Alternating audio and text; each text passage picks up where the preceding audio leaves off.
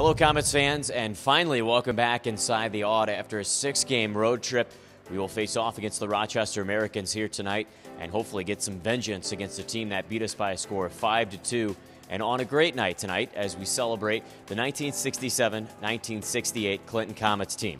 First, we'll reflect on last night's game, a really tough loss. The Comets threw everything but the kitchen sink at Linus Olmark, the netminder for the Rochester Americans, who made 51 saves in last night's game. The Comets fired 53 shots in his direction, just one behind an all-time team high that they had a few years ago against the Toronto Marlies.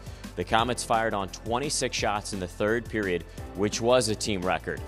The Comets have never been able to do that in their team history, and Olmark was fantastic against Utica last night, and again, a really tough loss as the Americans came out with 4 goals to start the hockey game. The Comets were able to somewhat battle back in the third period, but it was just too little too late, and especially with great goaltending from Olmark.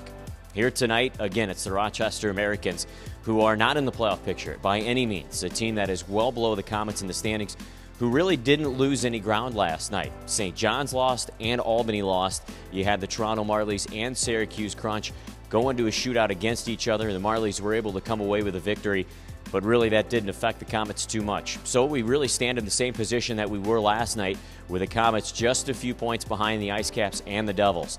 Both of those teams are in action tonight, which makes this game even more crucial. The Comets could potentially gain some ground, but they cannot continue to slip as they're currently riding a 3-game losing streak here into tonight's game.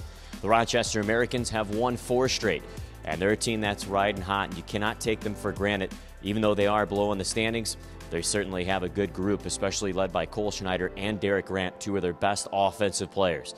It will be another great one here tonight as we are winding down the regular season, and fans, pack the house, have some fun, and enjoy the game.